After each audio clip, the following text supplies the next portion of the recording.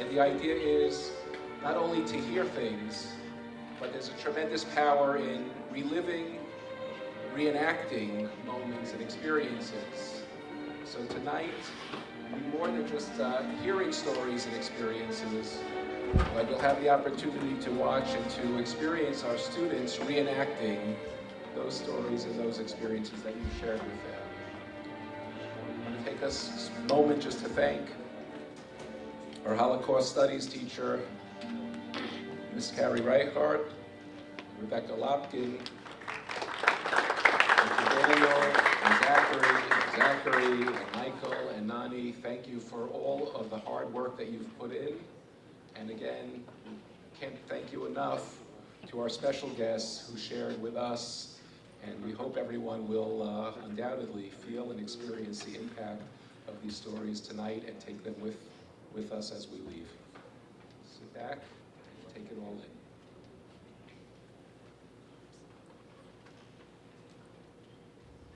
in. Good evening and welcome to Bear Witness 2022. For those of you who are questioning our spelling aptitude, let me assure you that our title is not an error. It's motivated by the urgency we feel as the number of our living survivors decreases daily and our cupboards, our precious resources, are becoming bare. As many of you know, I am what's known today as a 2G. I'm the child of 2 Holocaust survivors. No matter what directions my life has taken, marriage, motherhood, friendships, professional accomplishments, those 4 words, child of Holocaust survivors, will always define who I am. Only other 2Gs can possibly begin to understand what that really means. And I've come to realize that not all of us experienced it in the same way. My brother and I were raised on our parents' memories of yellow stars, deportations, ghetto roundups, living in hiding, and mass executions. We were the living proof that against all odds, they and so many others had survived to live and prosper as Jews in a land of freedom and opportunity. Devotion to family, a deep commitment to Yiddishkeit, education, hard work and determination were the values which they instilled within us and in turn to our children. On the day after my mom passed away, I found a writing pad in her night table drawer. As I began to skim over those handwritten pages, it became clear to me that she had, in fact, started a project. In her own words, the decision to narrate my experiences as a Jew growing up in Eastern Europe until 1947 has come out of a deep sense of duty to my children, grandchildren, and Jewish people everywhere, who shall live on in this world long after I am gone. I once attended an excellent professional conference on Holocaust education where I was privileged to hear a presentation by Michael Berenbaum, in case those of you don't know, one of the creators of the U.S. Holocaust Museum in Washington. He made a very insightful observation, emphasizing the significance of telling and retelling stories of the Holocaust to future generations. We are a nation of storytellers, he said. We're called the people of the book, and our Torah isn't just a book of laws to follow. Otherwise, it could have started with the Aseret HaDibrot, the 10 Commandments, and then why bother at all with Sefer Bereshit? He went on to explain that we need to learn about what and who came before us, what we can learn from their experiences before we can begin to understand and live by the laws and traditions which govern our people. My mother was a storyteller par excellence.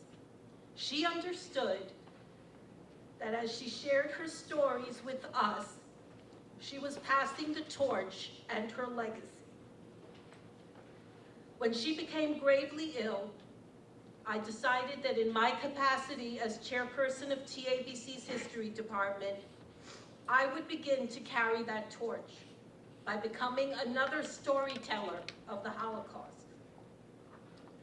I will forever be grateful to our Rosh HaYeshiva, Rabbi Yosef Adler, for allowing me carte blanche in creating a Holocaust curriculum which would put a face on the Holocaust and personalize it for each and every student. It is said that everyone who hears from a witness becomes a witness themselves. That is why I approached Rebecca Lopkin, TABC's Director of Performing Arts 4 years ago, with this question. Would she be willing to collaborate on a theater piece which would truly personalize the Holocaust for our students? And that is how our interdisciplinary, year-long Bear Witness project was born.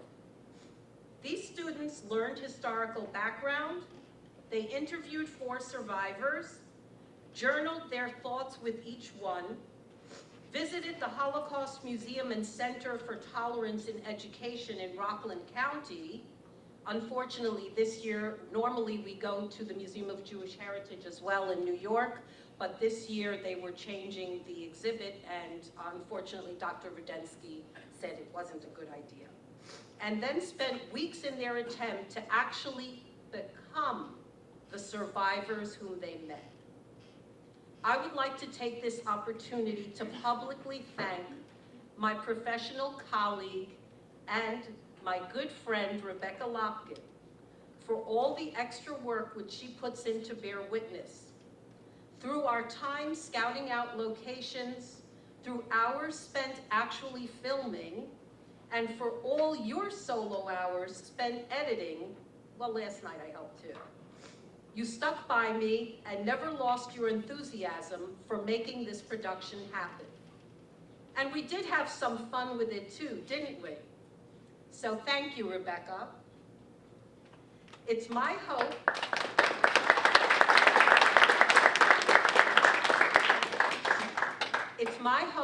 that students of the TABC Holocaust Studies class really do become the next generation of witnesses, with a sense of obligation to never forget and become the newest storytellers of the Holocaust. We hope that our students will be able to tell their children and their grandchildren and anyone else they encounter in life that they met a survivor and they remember their story. Thank you.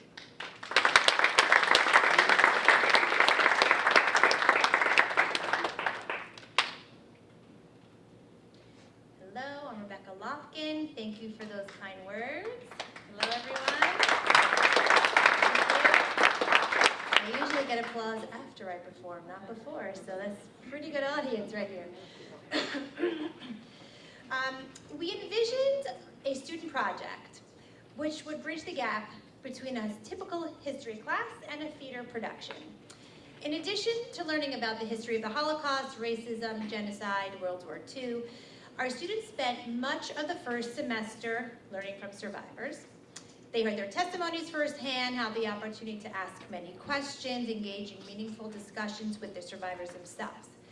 Then, the students used playwriting, theater games, and class discussion to process their feelings, thoughts, and insights while working collaboratively on what you will be seeing tonight, this original production, which incorporates all of the survivors' stories and brings their experiences to life and to film. This intergenerational storytelling aims at creating witnesses to the Holocaust. This project uses hands-on experiential learning through project-based learning method called PBL. A method which we here at TABC are strongly encouraged to embrace, and all the students who've ever had me teach them know that that is what I do every day. I see lots of them here. Hello, gentlemen. These students come to their own learning, and they come to own the material that they're learning as part of who they are. Now, adapting a survivor's testimony is no small task. How does one bring an entire life's worth of living into 90 minutes in a show? How do you justify all of the pieces of their story that you have to take out? Because otherwise the story would be hours and hours long, and I'm sorry, but we don't have time for a Shakespeare-length production. So how do you go about preparing students who have never acted outside of maybe their, I don't know, kindergarten or Chumash play or something like that, right? So how do we give them the necessary tools to have the confidence to come up here and present this for you? So we began with theater workshops, where acting is taught in a very holistic manner. We do theater games, we kind of collaborate together, we create an ensemble. We then move on to playwriting exercises, where students practice and learn how to craft a story in the format of a scene and of a play, which is very different from just typical creative writing. They learn how to transform the dialogue into real life dialogue that sounds the way that people would actually talk. And we've also incorporated the reading of a short play called 937, which is about the story of the St. Louis. And they analyze the story together, we read it aloud, we act out the scenes, we look at how a script is formatted, how a story is laid out, how characters are developed, and we learn how you can remain true to a historical event, but eliminating pieces and still being true to the story. Then we actually outlined each of the survivors' stories, figured out what beginning, middle, and end, what pieces do we need to tell the story, what's the essential parts, and what themes does a story contain. And we outlined it together, we divided up responsibilities, and the students started actually writing the scenes. We then collaborated together and edited the play as a class, reading the scenes aloud, making edits on the fly, and asking everyone to kind of workshop this script together. Now, the past 2 years of COVID, we could not do a live stage production, so we had to pivot to film, which brought some new challenges and also some new perspectives on what would be a new, interesting way to use performing arts to tell a story. So we investigated filmmaking. And what was fun about that was we actually went on location to different places in Bergen County, different parks, different sort of interesting brick buildings, and our amazing train tracks right outside TABC served many amazing locations that were relevant to many of the survivors' stories. And we decided to kind of create a two-pronged production. So tonight is the first time we're actually incorporating pre-filmed portions on location and a mashup with live scenes. So what you're going to see today on that screen, you will see some parts of the story will be edited, filmed with special effects and with sound effects kind of laid in there. And then there'll be certain parts of the survivor stories that we decided would be best preserved on stage in a live format. And then to kind of mash it together, we have narration portions with different pieces of relevant imagery to kind of reflect what is being talked about and also serve as a sort of a backdrop to the piece of production. Programs like this one are essential at this time. And as our students are really the final generation to have the opportunity to meet survivors firsthand, it's really a unique opportunity. And unfortunately, our cupboard of survivors is almost bare. Our students have the responsibility to bear witness for future generations, and hence the title spelling, Bear Witness. To help us support this project and many others like it, Legacy Heritage Foundation has selected Mrs. Reichert and myself as grant recipients for the 7th cohort of the Legacy Heritage Teacher Institute for the Arts.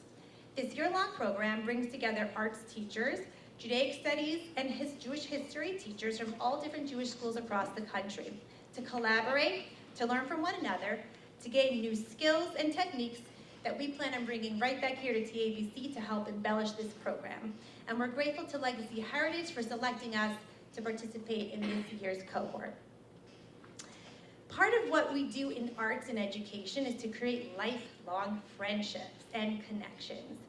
Jacob Blumenthal and Isaac Forgash, 2 students who participated in our very first year of Bear Witness, which was then, to be told 6 survivor stories in a fully staged production, which was over 2 hours long, and it was incredible. Well, they're here tonight. They came a few weeks ago to speak to our students and kind of tell them their sort of takeaways and how greatly the program has still affected them to this day, and now they're in college and sort of moved on past high school.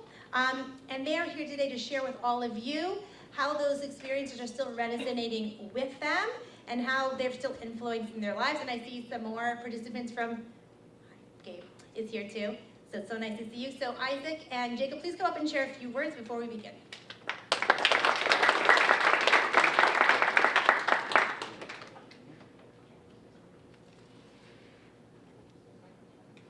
Thank you, Mrs. Lobkin.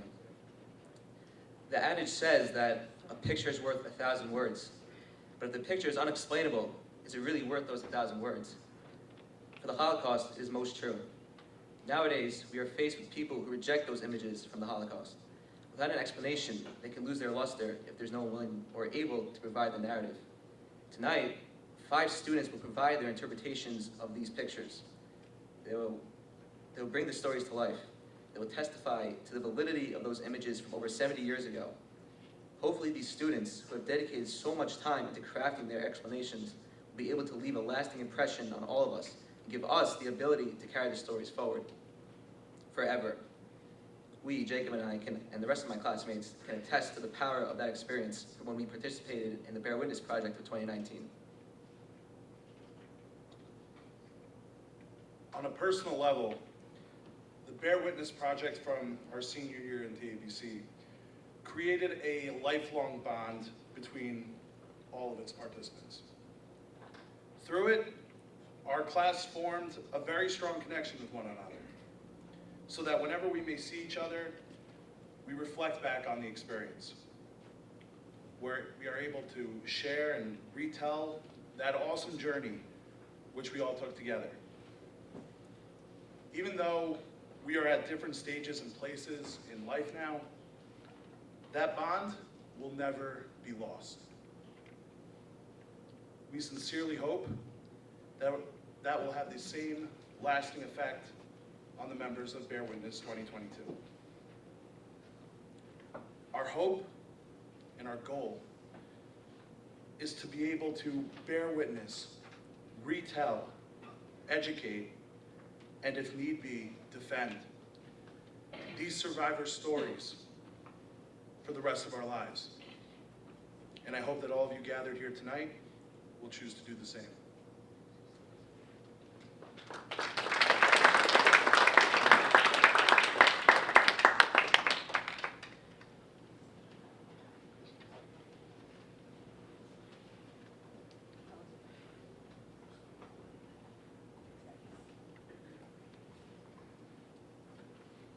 Without further ado, we present you the 2022 Bear Witness Project.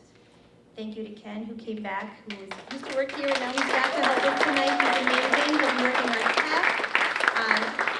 Even though we tested and retested and triple tested the PowerPoint, please bear with us if any of the video clips start glitching or doing something unexplained. But we're doing our best because, you know, tech is great and it's also the worst. So thank you.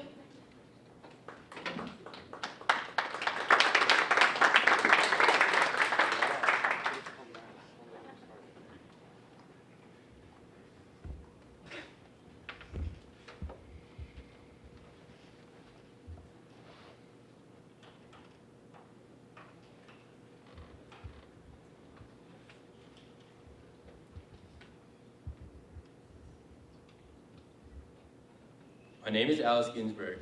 I was born in 1930 in Munkac, Czechoslovakia. I grew up in an Orthodox Jewish household and my childhood was a simple one. Resentment toward the Jewish community in 1930s Czechoslovakia wasn't out in the open. Owning a radio was forbidden by the government, and what little news of outside events my siblings and I had access to came from my father's time in shul. What preoccupied my thoughts back then were relatively everyday affairs. Looking forward to gathering with my family on Shabbos, jump roping with my mostly Jewish friends, and of course smuggling hides under my coat to clients of my father's black market tanning business.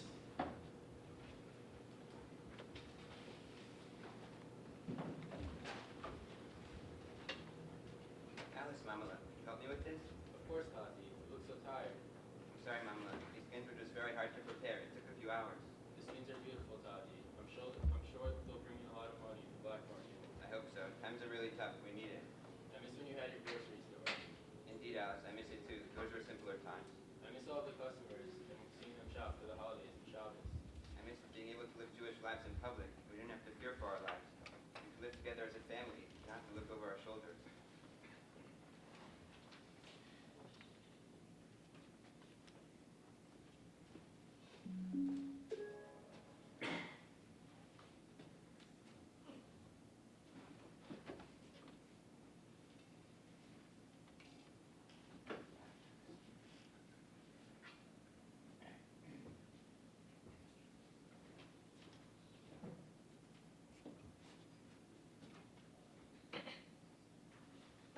Okay, Tati, I'm ready. Where would you like me to take the skins tonight?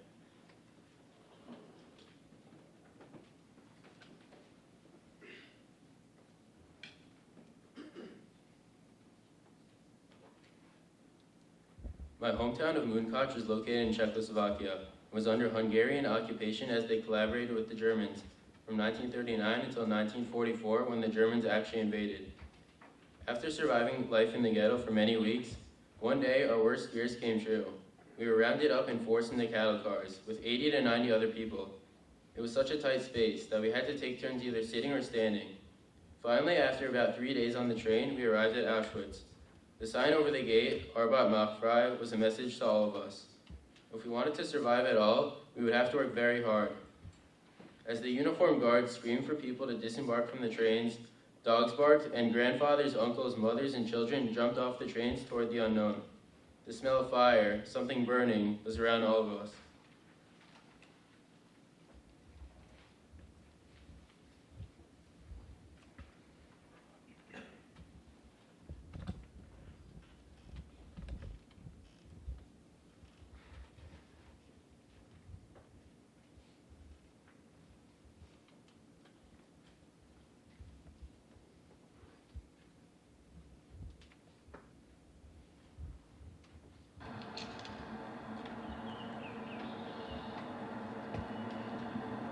Pablo, what's all that smoke? Alex, we have to say Shema. What do you say before you die? Protect me, Pablo, please.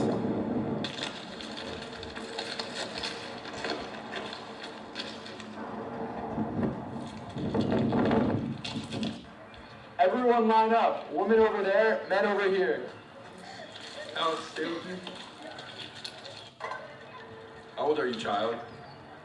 Please, I'm only 13. Let me stay with my mother, please. Alex, trust me, you need to come. Mama, I'm scared. It's okay, Alex. All right, everyone to the showers.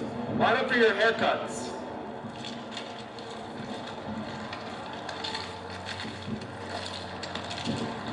Let's go to the barracks. You see that smoke? It's your family. I have to survive. I will see my family again.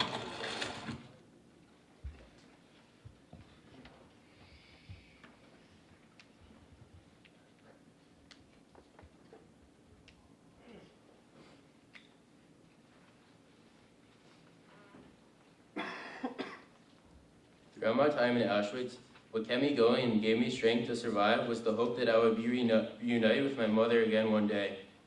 That hope made me strong enough to endure the twice daily roll calls and selections, standing naked for hours in the freezing cold as the SS guards licked you up and down in order to determine your fate.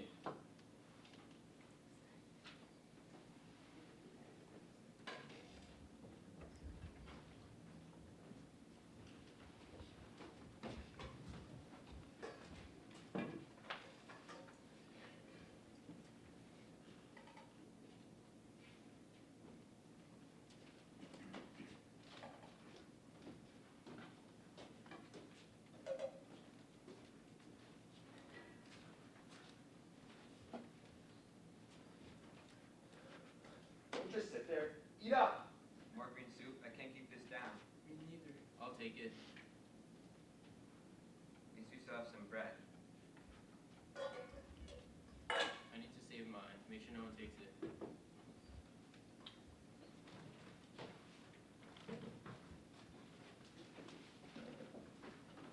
Are you sure we should do this? Are you hungry? We need food. Alright, let's sneak behind the officer's kitchen and search their garbage for food.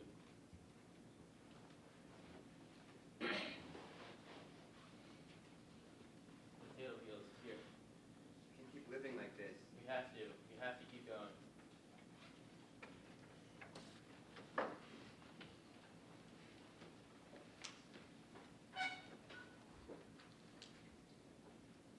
After some time in Auschwitz, one day I was sent to a work camp on the Polish border. All the prisoners were forced to walk 5 miles each way daily to work in a munitions factory for the Wehrmacht. But each time that the Russian army moved closer from the east to the German camps, the SS would move us further west on death marches. Endurance was of the utmost importance here. Any infraction, such as uttering a word to another prisoner, slowing down your pace, or collapsing to the ground from exhaustion, would be an excuse for them to shoot you.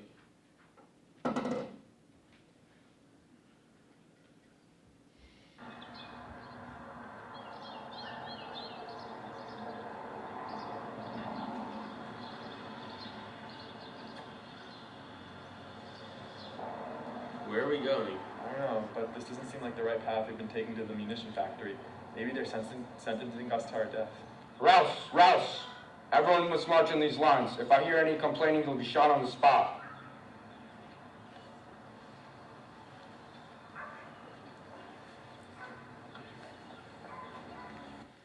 Can't keep going. My legs are too cold. Please go on without me. No, you must stay strong. If we stick together, we will survive. I can't do it. Please just go. Remember what we promised each other. We would never separate. Come on, let us help you. Snell! Snell, move it! Let's go! Snell! Move! Move!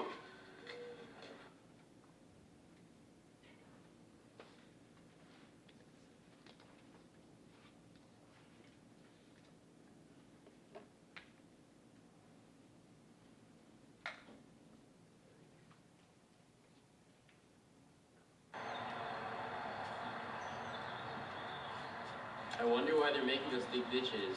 Whatever it's for, I'm sure it's not for a good purpose. No conversations. Everyone keep digging.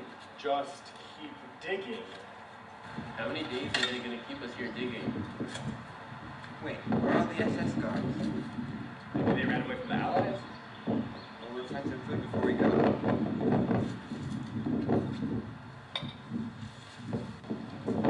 Quick, the SS have left the camp. Take food. Where do we go? Come with us.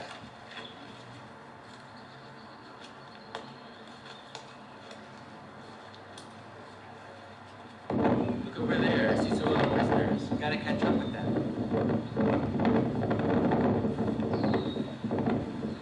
What camp were you liberated from? We came from the Parsonage concentration camp. One morning we woke up and it was eerily quiet. We didn't know who was going to liberate us, so we just decided to get up and leave, and now we're over here right now. Do you know my father Theodore or my brother David Kaufman? Are they alive? Yes, Theodore and David. I remember them vividly from the camp. They're alive. Thank you so much. I can't wait to see them again in Moonkaj.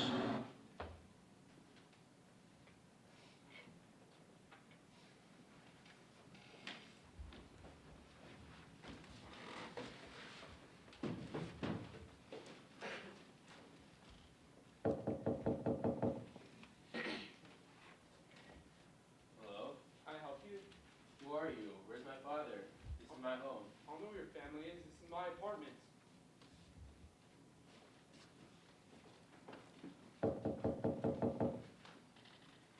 Alice, is it really you? Come in. My family was taken to Auschwitz. We saw all these horrible things. We were moved from one camp to another. People were getting killed left and right. I thought it was a nightmare.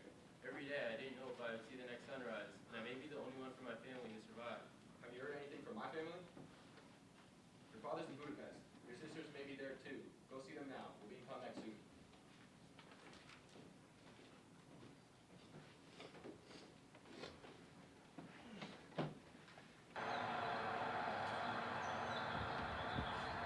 I wonder why they're making us dig ditches.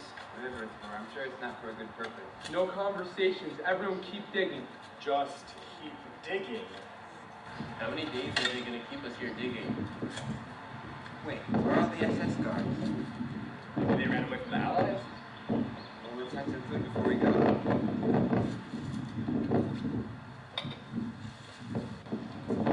Quick, the SS have left the camp. Take food. Where do we go? Come with us.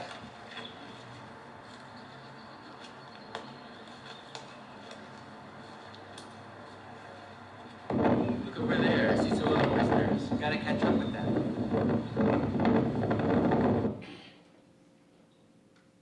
I was so happy to finally reunite with my family in Budapest, but the future was so uncertain. We didn't know where to go or which country would allow us to enter. One thing that we were sure of was that Moonkaj was no longer our home. After several days, we received notice that we were being sent to a displaced persons camp in Bavaria. At least for now, we had a safe place to go.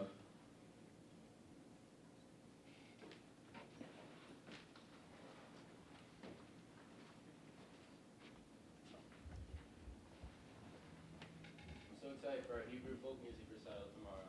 Gamani. It's so wonderful to finally be treated like a human being. We can finally live openly as Jews. I never really thought we would learn Hebrew and Jewish history. We never felt so safe and free. So it's maybe what it's like to actually live. We've only been here for 3 months, and look at all the things that we've accomplished. Times like these where I really, really miss Irene. She would have loved to have been a part of the recital. Mama, she would have been so proud of us.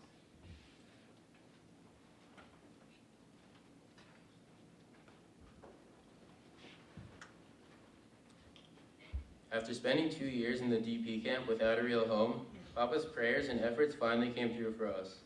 After proving that we wouldn't be a financial burden to the American government, we were headed for the United States.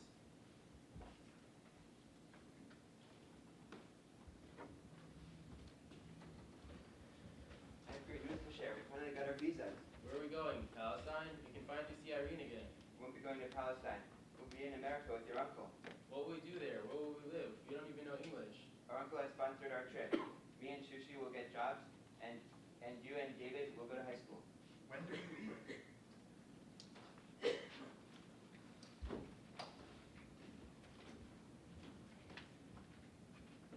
Papa, look at that big statue. Are we here? Remember this day, Alice. February 7th, 1947. We have reached our new home, America. Once we settled in and began to meet other Jewish families, one thing was clear. No one was interested in hearing about our experiences during the Holocaust. Leave it in the past, they all said. Who wants to dwell in such sadness? The years passed and I got married and had 3 wonderful children. I finished high school and then graduated from college. We had beaten the odds, had defeated Hitler's plan. As my children grew up and went on to have their own children, I realized that it was a mistake to remain silent about the past. In 1983, Yafa Eliach at the Yeshiva of Flatbush had already started to create a Holocaust curriculum. She asked me to tell my story. Until then, I'd only shared my story with family and friends. After the first talk at Yeshiva of Flatbush, I then spoke with whoever was willing to listen, in schools, shuls, anywhere. One question I'm often asked is, how'd you survive? What got you through it? Certainly my survival was made possible by Hashem, and when I look back, I know that I never lost faith that He would help me. Emunah, faith, hope, and perseverance are what saved me. I know that there are many Holocaust deniers who claim that we Jews have fabricated the Shoah, or at best exaggerated the magnitude of the most tragic period of Jewish history. I decided to become part of the Speakers Bureau of the Museum of Jewish Heritage in New York City. I speak to both young and old audiences. I feel that it's most important to educate the future generations, so that the 6 million martyrs will not have died in vain, so that the world will never again remain silent to man's inhumanity. And of course, on a more personal level, I honor the memory of my mother, Zichrona Livracha, and all of my relatives who perished during the Holocaust. Perhaps the most fitting tribute for my mother came from my grandson while he was on the March of the Living. When the group marched into Auschwitz, he jumped right into one of the destroyed gas chambers wearing his tefillin, and held a note to leave it in there, which read, "This is where the murder of my great-grandmother took place." Then he cried out, "Shema Yisrael, Hashem Elokeinu, Hashem Echad."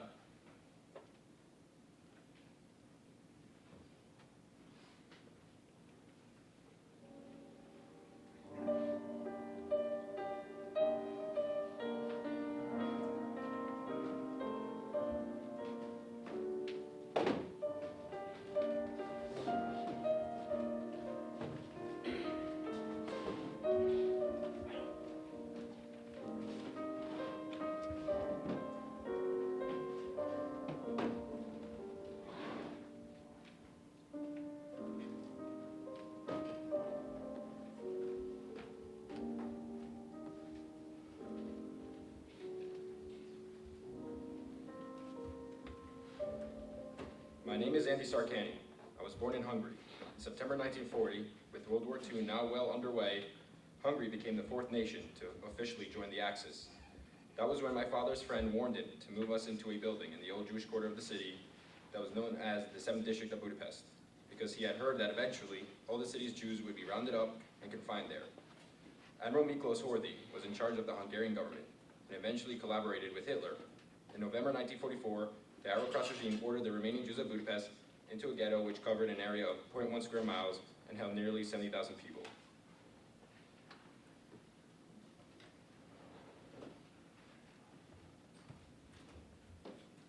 Andy, come finish your breakfast, and then it's time for school. When is Papa coming back? I don't want to go by myself. We'll be back soon. Don't worry. It's a 5-minute walk, and I have things to do. Please don't make me. Go. You must go to school.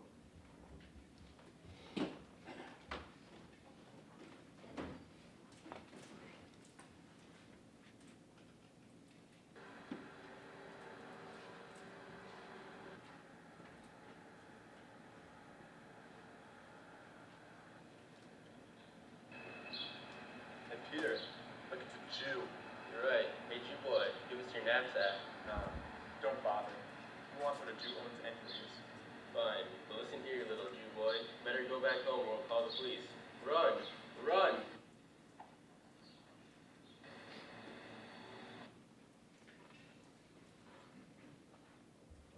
Mama, Mama, Andy, what's wrong? those boys, they were making fun of me, calling me names. They threatened to call the police. I'm never going to school by myself again. All right. If I won't be able to walk you to school, you won't have to go. Yes, Mom.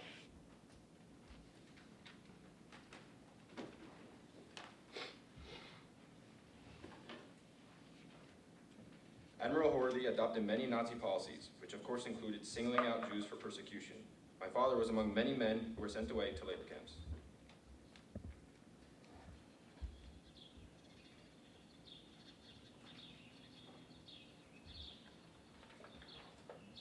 My husband is interned in this camp, and I was wondering. You cannot let anyone out under any circumstances. Well, maybe we can make one exception.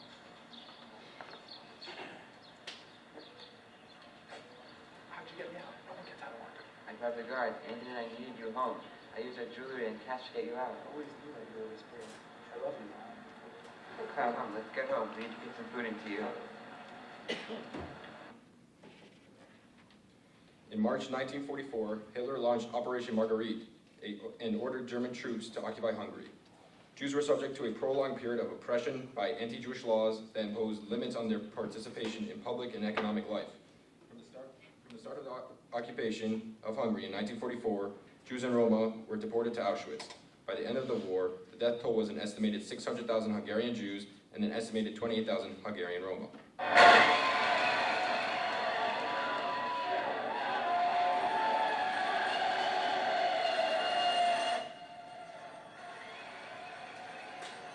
Mama, Papa, what's going on outside? Those are German tanks. It's just a military parade, sweetheart. There's nothing to worry about. Yes, Mama.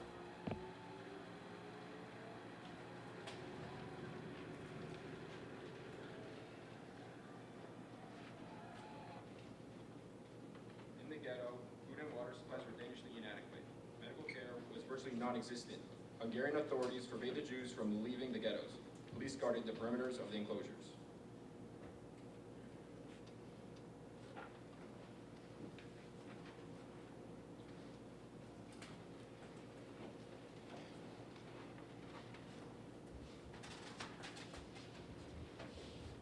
Should we go inside and play? There's not enough room for us to play down here. Fortunately, you're still fighting outside. You guys can't go for your own safety. Yes, teacher.